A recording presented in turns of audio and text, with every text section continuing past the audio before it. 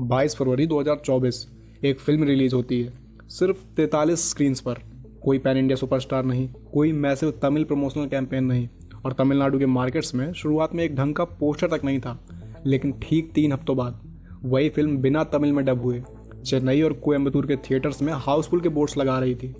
ऐसे थिएटर्स जहां पिछले 50 सालों में किसी नॉन तमिल फिल्म ने ऐसा क्राउड अट्रैक्ट नहीं किया था। फिल्म थी मंजू मेल बॉयज। ऐसी स्टोरीज को सुनते ही हम एक आसान सा कंक्लूजन निकालकर आगे बढ़ जाते हैं। हमें लगता है कि फिल्म अच्छी थी इसलिए वर्ड ऑफ माउथ से हिट हो गई, लेकिन ये एक्सप्लेनेशन सच को छिपा देता है। फिल्म अच्छी होना सिर्फ एंट्री टिकट है, उसके एक्सपैंड होने का कोई ब्लूप्रिंट नहीं। असली सवाल ये है कि एक फिल्म किसी ऐसी ऑडियंस के दिल में कैसे घुसती है जो उसकी टारगेट ऑडियंस कभी थी ही नहीं। और अगर आप एक इंडिपेंडेंट क्रिएटर या फिल्म मेकर हो जो बिना किसी बड़े स्टूडियो की बैकिंग के काम करता है, तो क्या आप इस डिस्ट्रीब्यूशन मैकेनिज्म को रेप्लिकेट कर सकते हो?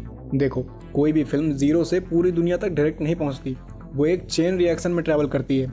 मंजू मेल बॉयज केरला में हिट हो गई क्योंकि वो एक वेल मेड सर्वाइवल थ्रिलर थी, लेकिन जब फिल्म ने तमिलनाडु के बॉर्डर पर पैर रखा तब उन्होंने 3 डेडली स्ट्रेटेजिक मूव्स एग्जीक्यूट किए जिसे हर फिल्म मेकर को नोट करना चाहिए।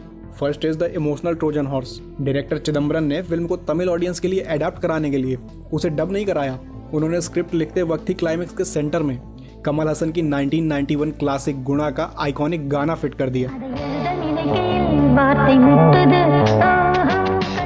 अब तमिल व्यूवर्स के लिए ये गाना सिर्फ एक बैकग्राउंड स्कोर नहीं था, ये उनकी कलेक्टिव इमोशनल मेमोरी थी जो वो बहुत टाइम से सुनते आ रहे थे। अब नए मार्केट को जीतने के लिए हमेशा प्रोडक्ट को कन्वर्ट नहीं करना पड़ता, बस ऑडियंस को उनका फैमिलियर दरवाज़ा दिखाना होता है। जैसा कि हमने धुरंधर में भी देखा था कि उन्होंने बहुत सारे पुराने गानों का यूज़ किया जिससे कि हमें सीन्स और ज़्यादा कनेक्टिंग लगने लगते हैं। अब the second point is market gap and ruthless timing. Film तब तमिलनाडु आई जब इंडस्ट्री एक ड्राई स्पेल से गुजर रही थी। लियो के बाद वैसे भी सिंगल स्क्रीन के पास कोई फ्रेश कंटेंट नहीं था, एग्जीबिटर्स के पास खाली स्लॉट्स थे और ऑडियंस के पास ऑप्शंस भी नहीं थे। जब आप नए ऑडियंस तक जा रहे होते हो तो सवाल सिर्फ ये नहीं होता कि आप क्या बेच रहे हो, सवाल ये बन जाता है कि उस वक्त उनके पास और दूसरे क्या अल्टरनेटिव्स हैं। अब the third point is controlled supply से ऑर्गेनिक डिमांड क्रिएट करना। मेकर्स ने डे 1 पर 500 स्क्रीन्स बुक करने का सुसाइड नहीं किया, उन्होंने सिर्फ 43 स्क्रीन्स पर जब हाउसफुल के बोर्ड्स लगे तब एग्जीबिटर्स जो हैं वो पैनिक हो गए। डिमांड ऊपर से फोर्स नहीं की गई उनके ऊपर, बल्कि वो बॉटम अप बिल्ड हुई। अब एक बिल्कुल अलग लैंडस्केप देखिए, किरण राव की लापता लेडीज। रिपोर्टेड बजट उसका रफली 5 करोड़ के आसपास। अब थिएटिकल कलेक्शन रफली 20 करोड़ डोमेस्टिक और 27 करोड़ वर्ल्ड वाइड।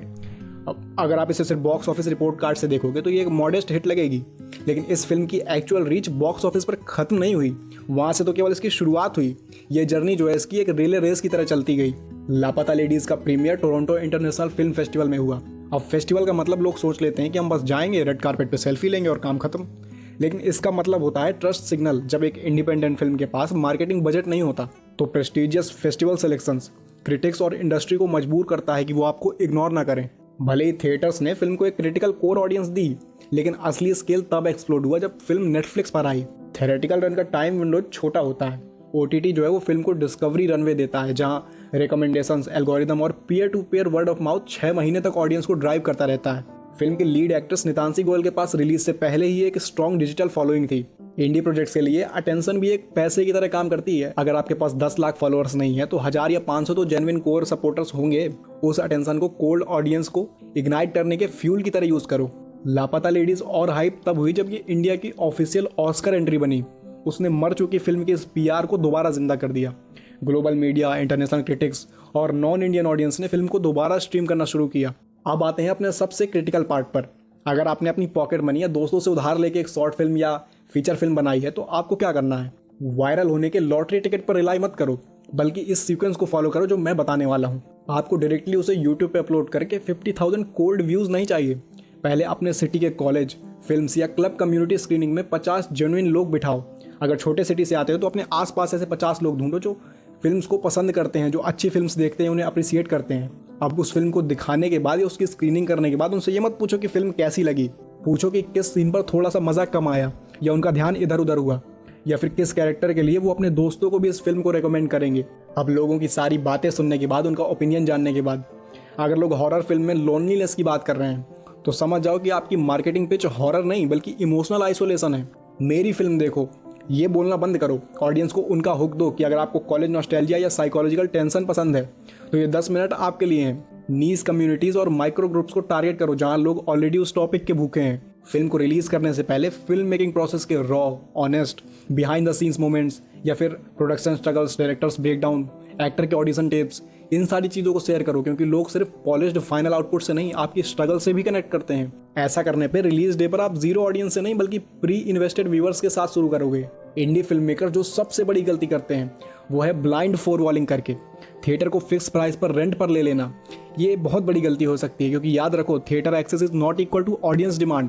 पहले लोकल स्क्रीनिंग पर डिमांड प्रूव करो, हाउसफुल सिग्नल्स जनरेट करो, उसके बाद पैसा रिस्क पर लगाओ, क्योंकि प्रूफ पहले आता है, फाइनेंशियल रिस्क बाद में। चाहे वो 43 स्क्रीन से 200 करोड़ क्रॉस करने वाली मंजूमेल बॉयज हो या TIFF से ऑस्कर तक रिले रेस दौड़ने वाली लापता लेडीज, दोनों ने ही एक रियलिटी समझी।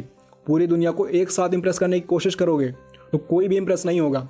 एक इंडिपेंडेंट फिल्म मेकर के लिए सबसे डेंजरस सवाल ये नहीं कि मेरी फिल्म वायरल कैसे होगी, सबसे डेंजरस सवाल ये है कि मेरी फिल्म के अगले 50 जेन्युइन लोग कौन हैं जो उसे देख कर मुझे बता पाएंगे कि मुझे क्या चाहिए और क्या इंप्रूव कर सकता हूँ मैं अपनी फिल्म में। अगर आपके पास इसका क्लियर आंसर है तो मार्केटिंग खुद ब खुद चलेगी। बाकी आज के लिए बस इतना ही, मैं मिलूंगा फिर किसी और वीडियो में। तब तक के लिए bye bye and happy film making.